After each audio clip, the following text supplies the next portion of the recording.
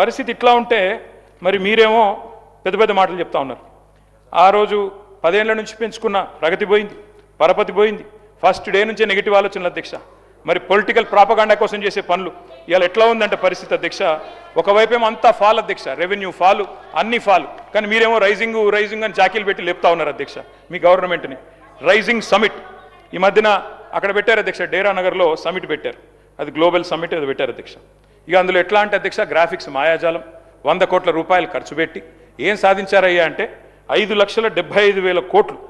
అది వస్తే అధ్యక్ష అడ్వర్టైజ్మెంట్లు నారాయణ శ్రీ చైతన్య వాళ్ళు first rank, second rank, third rank, fourth rank, ఆ టైప్లో ఒక్కో పేపర్ చూస్తే ఒక్కో నెంబర్ అధ్యక్ష.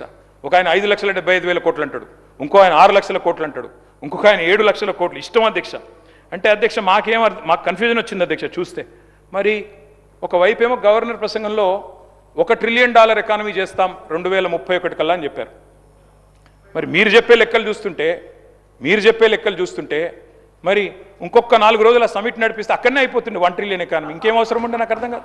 ఇంకా విచిత్రమైంది, గవర్నర్ ప్రసంగంలో ఇంకో మాట చెప్పారు అధ్యక్ష, 1 కోటి మంది మహిళల్ని కోటీశ్వర్లు చేస్తాం. చేయండి, కానీ 1 కోటి మంది కోటీశ్వర్లు అయితే 1 కోటి కోట్లు రాష్ట్రంలో సమకూరితే 100 ట్రిలియన్ ఎకానమీ అవుతుంది. 100 ట్రిలియన్లు మీరు చెప్పే 1 ట్రిలియన్ 4 ట్రిలియన్లు కాదు, 100 ట్రిలియన్లు. ఆచరణ సాధ్యంగాని మాటలు, ఆకాశ సౌదాలు, గ్రాఫిక్స్తో విహారాలు ఎన్ని రోజులు నడిపిస్తారు ఇట్లా అబద్ధాల మీద ప్రచారాలు?